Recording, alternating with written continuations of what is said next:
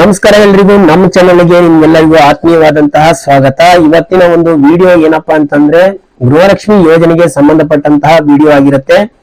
ಸಾಕಷ್ಟು ಜನರು ಈಗ ಒಂದು ತಿಂಗಳಿಂದ ಗೃಹಲಕ್ಷ್ಮಿ ಹಣ ಬಂದಿಲ್ಲ ಅಂತ ಹೇಳ್ಬಿಟ್ಟು ಕಾಯ್ತಾನೆ ಇದ್ದಾರೆ। ಗೃಹಲಕ್ಷ್ಮಿ ಯೋಜನೆಗೆ ಅರ್ಜಿ ಸಲ್ಲಿಸಿರ್ತಕ್ಕಂತ ಏನು ಮನೆಯ ಯಜಮಾನಿಯರಿದ್ದಾರೆ ಅವರಿಗೆ ಈಗ ದೊಡ್ಡ ತಲೆನೋವಾಗ್ಬಿಟ್ಟಿದೆ, ಯಾಕಂದ್ರೆ ಕಾದು ಕಾದು ಸಾಕಾಗ್ಬಿಟ್ಟಿದೆ। ಅದರಲ್ಲೂ ಕೂಡ ಈ ಒಂದು ಸರ್ಕಾರದಿಂದ ಕೆಲವೊಂದು ಹೊಸ ರೂಲ್ಸ್ ಗಳು ಬರ್ತಾನೆ ಇದಾವೆ। ಅದರಲ್ಲೂ ಒಂದು ಇವತ್ತಿನ ಒಂದು ಹೊಸ 2 ರೂಲ್ಸ್ ಗಳು ಏನಪ್ಪಾ ಅಂತಂದ್ರೆ ನೀವು ಕೂಡ ಶಾಕ್ ಆಗ್ಬಿಡ್ತೀರಾ। ಆ ರೀತಿಯಾದಂತಹ ರೂಲ್ಸ್ ಗಳನ್ನ ಕೂಡ ಜಾರಿಗೆ ತರ್ತಾ ಇದ್ದಾರೆ। ಸ್ಟಾರ್ಟಿಂಗ್ ಎಲ್ಲರಿಗೂ ಕೂಡ ನಾವು ಈ ಗೃಹಲಕ್ಷ್ಮಿ ಹಣ ಏನು ಮನೆಯ ಯಜಮಾನಿಯರಿಗೆ ನಾವು ಕೊಡ್ತೀವಿ ಅಂತ ಹೇಳ್ತಾ ಇದ್ದವರು ಈಗ ಸಡನ್ ಆಗಿ 2 ಹೊಸ ರೂಲ್ಸ್ ಗಳನ್ನ ಜಾರಿಗೆ ತಂದಿದ್ದಾರೆ। ಆ ಹೊಸ ರೂಲ್ಸ್ ಗಳು ಯಾವುವು ಅಂತ ಹೇಳಿ ನೋಡ್ತಾ ಹೋಗೋಣ। ಅದಕ್ಕಿಂತ ಮುಂಚೆ ನೀವು ನನ್ನ ಚಾನೆಲ್ ಅನ್ನು ಸಬ್ಸ್ಕ್ರೈಬ್ ಮಾಡ್ಕೊಳ್ಳಿಲ್ಲ ಅಂತ ಹೇಳಿದ್ರೆ ಈ ಕೂಡಲೇ ಸಬ್ಸ್ಕ್ರೈಬ್ ಮಾಡ್ಕೊಳ್ಳಿ ಮತ್ತು ಈ ವಿಡಿಯೋಕ್ಕೊಂದು ಲೈಕ್ ಕೊಡಿ ಮತ್ತು ನಿಮ್ಮ ಸ್ನೇಹಿತರಿಗೂ ಶೇರ್ ಮಾಡಿ ಅಂತ ಹೇಳ್ತಾ ಆ ಹೊಸ 2 ರೂಲ್ಸ್ ಗಳು ಯಾವಪ್ಪ ಅಂತಂದ್ರೆ, ಮೊದಲೇ ಈ ರೇಷನ್ ಕಾರ್ಡ್ ಏನು APL BPL ಮತ್ತು ಅಂತ್ಯೋದಯ ಕಾರ್ಡ್ ಏನಂತ ಹೇಳಿದ್ರು ಅವೆಲ್ಲ ಕಾರ್ಡ್ ಗಳನ್ನು ಹೊಂದಿರುವಂತವರಿಗೆ ನಾವು ಈ ಗೃಹಲಕ್ಷ್ಮಿ ಹಣವನ್ನು ಕೊಡ್ತೀವಿ ಅಂತ ಹೇಳಿ ಅವರೇ ಮೊದಲೇ ಹೇಳಿದ್ರು। ಈಗ 2 ಹೊಸ ರೂಲ್ಸ್ ಗಳಲ್ಲಿ ಇದು ಮೊದಲನೇ ರೂಲ್ಸ್। ನಾವು APL ಕಾರ್ಡ್ ಯಾರೆಲ್ಲ ಹೊಂದಿದ್ದಾರೆ ಅವರು ಸ್ವಲ್ಪ ಅನುಕೂಲ ಇರ್ತಾರೆ, ಅವರು ಶ್ರೀಮಂತರಾಗಿರ್ತಾರೆ, ಅಂತವರಿಗೆ ಮಾತ್ರ ಈ APL ಕಾರ್ಡ್ ಅನ್ನು ಹೊಂದಿರ್ತಾರೆ ಅಂತವರು। ಅದಕ್ಕಾಗಿ ಅವರಿಗೆ ನಾವು ಈ 11 ಮತ್ತು 12ನೇ ಕಂತಿನ ಹಣ ಏನಿದೆ ಅವರಿಗೆ ಇನ್ ಮುಂದೆ ನಾವು ಹಾಕಲ್ಲ ಅಂತ ಹೇಳಿ ಒಂದು ಹೊಸ ರೂಲ್ಸ್, ಇದು ಮೊದಲನೇ ರೂಲ್ಸ್ ಆಗಿದೆ। ಮತ್ತೆ 2ನೇ ರೂಲ್ಸ್ ಏನಪ್ಪಾ ಅಂತಂದ್ರೆ, ಈ ಏನು ಸರ್ಕಾರಿ ಕೆಲಸದಲ್ಲಿ ಯಾರೆಲ್ಲ ಇದ್ದಾರೆ ಮತ್ತೆ ಪಿಂಚಣಿದಾರರು ಯಾರಿದ್ದಾರೆ, ಸರ್ಕಾರಕ್ಕೆ ಏನು GST ಯಾರು ಕಟ್ತಾ ಇದ್ದಾರೆ, ಟ್ಯಾಕ್ಸ್ ಕಟ್ತಾ ಇದ್ದಾರೆ, ಇದು 2ನೇ ರೂಲ್ಸ್। ಇಂಥವರಿಗೆ ನಾವು ಈ ಗೃಹಲಕ್ಷ್ಮಿ ಹಣವನ್ನು ನಾವು ಇನ್ ಮುಂದೆ ಹಾಕಲ್ಲ।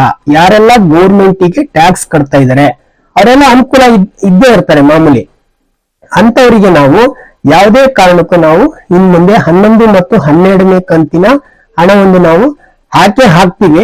ಆದ್ರೆ ಈ ತರ GST ಅನ್ನು ಕಟ್ತಾ ಇದ್ದವರು ಮತ್ತು ಟ್ಯಾಕ್ಸ್ ಕಟ್ತಾ ಇದ್ದವರು ಗೌರ್ಮೆಂಟ್ ಕೆಲಸದಲ್ಲಿ ಇರ್ತಕ್ಕಂತಹ ಮಹಿಳೆಯರಿಗೆ ನಾವು ಇನ್ ಮುಂದೆ ನಾವು ಗೃಹಲಕ್ಷ್ಮಿ ಹಣವನ್ನು ಹಾಕೋದಿಲ್ಲ ಅಂತ ಹೇಳಿ ಇದು 2ನೇ ರೂಲ್ಸ್।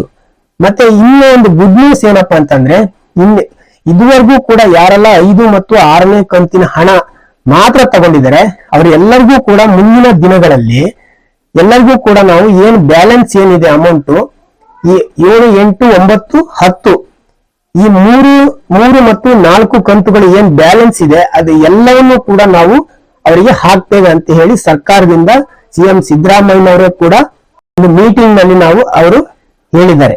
ಅದರಿಂದ ಇದೊಂದು ಗುಡ್ ನ್ಯೂಸ್ ಅಂತಲೇ ಹೇಳ್ಬೋದು।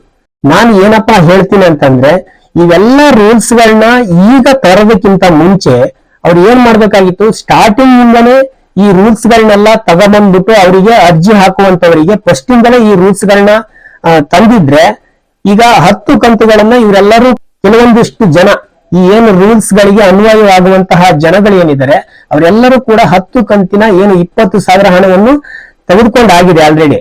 ಈಗ ಸಡನ್ ಆಗಿ ಅವರಿಗೆ ಏನು ಈ BP ಹೊಂದಿದ್ದವರಿಗೆ, ಗೌರ್ಮೆಂಟ್ ಕೆಲಸದಾಗಿದ್ದವರಿಗೆ, GST ಕಟ್ಟವರಿಗೆ, ಟ್ಯಾಕ್ಸ್ ಕಟ್ಟುವಂತವರಿಗೆ ಇಂಥವರಿಗೆ ನಾವು ಇನ್ ಮುಂದೆ ಹಾಕಲ್ಲ ಅಂತ ಹೇಳೋದಕ್ಕಿಂತ ಮುಂಚೆ ಇವ್ರು ಏನ್ ಮಾಡ್ಬೇಕಾಗಿತ್ತು, ಈ ರೂಲ್ಸ್ ಗಳನ್ನ ಅವ್ರ ಅರ್ಜಿ ಹಾಕಕ್ಕಿಂತ ಮುಂಚೆನೆ ರೂಲ್ಸ್ ಗಳನ್ನ ಜಾರಿಗೆ ತಂದಿದ್ರೆ ಅವ್ರು ಯಾರು ಕೂಡ ಈ ತರ ಅರ್ಜಿಯನ್ನ ಹಾಕ್ತಾ ಇರಲ್ಲ ಅಂತ ಅನ್ಸುತ್ತೆ। ಈಗ ಸಡನ್ ಆಗಿ ಈ ರೀತಿ ಮಾಡಿದ್ರೆ ಈಗ ಎಲ್ಲರಿಗೂ ಕೂಡ ಬೇಜಾರಾಗುತ್ತೆ, ಯಾಕಂದ್ರೆ ಅವ್ರ 10 ಕಂತುಗಳನ್ನ ಆಲ್ರೆಡಿ ತಗೊಂಡಿದ್ದಾರೆ। ಯಾಕಂದ್ರೆ ಇದನ್ನ ಮೊದಲನೇ ಹೇಳಿದ್ದಾರೆ, ವೋಟ್ ತಗೊಳ್ಳೋಕ್ಕಿಂತ ಮುಂಚೆನೆ ಈ ಸರ್ಕಾರದವರು ಎಲ್ಲರಿಗೂ ಮನೆ ಯಜಮಾನಿಯರಿಗೆ ಎಲ್ಲರಿಗೂ ಕೂಡ APL ಆಗಿರ್ಬೋದು, BPL ಆಗಿರ್ಬೋದು, ಅಂತ್ಯೋದಯ ಕಾರ್ಡ್ ಆಗಿರ್ಬೋದು ಎಲ್ಲರಿಗೂ ಕೂಡ ನಾವು 2,000 ಹಣವನ್ನು ಕೊಡ್ತೇವೆ ಅಂತ ಹೇಳಿ ಮಾತು ಕೊಟ್ಬಿಟ್ಟು ಸಡನ್ ಆಗಿ ಈ ತರ ರೂಲ್ಸ್ ಗಳನ್ನ ತರೋದು ಯಾವ ರೀತಿ ನ್ಯಾಯ ಅಂತ ಹೇಳಿ ಎಲ್ಲರಿಗೂ ಕೂಡ ಬೇಜಾರಾಗ್ತಾ ಇದೆ। ಈ ತರ ರೂಲ್ಸ್ ಗಳನ್ನ ತಗೋಬರ್ಬಾರ್ದು ಅಂತ ಹೇಳಿ ನನ್ನ ಒಂದು ಅನಿಸಿಕೆ। ಯಾಕಂತ ಹೇಳಿದ್ರೆ ಇದು ಮಾತಿಗೆ ತಪ್ಪದಂತೆ ಆಗುತ್ತೆ, ಯಾಕಂದ್ರೆ ನುಡಿದಂತೆಯೇ ನಡೀತೇವೆ ನಾವು। ಯಾವತ್ತು ಈ 5 ಗ್ಯಾರಂಟಿಗಳು ಏನ್ ಜಾರಿಗೆ ತಂದಿದ್ದೇವೆ ಅವುಗಳನ್ನ ನಾವು ನಿಜವಾಗ್ಲೂ ನಾವು ಈಡೇರಿಸ್ಕೊಂಡು ಹೋಗ್ತೀವಿ, ಮುಂದುವರ್ಸ್ಕೊಂಡು ಹೋಗ್ತೀವಿ, ಯಾರಿಗೂ ಕೂಡ ನಾವು ಮೋಸ ಮಾಡಲ್ಲ ಅಂತ ಹೇಳಿ ಏನು ಸಿದ್ದರಾಮಯ್ಯನವರು ಹೇಳಿದ್ದಾರೆ ಅದಕ್ಕೆ ಅವರು ಏನಾಗುತ್ತೆ, ಮೋಸ ಮಾಡ್ದಂಗ ಆಗುತ್ತೆ।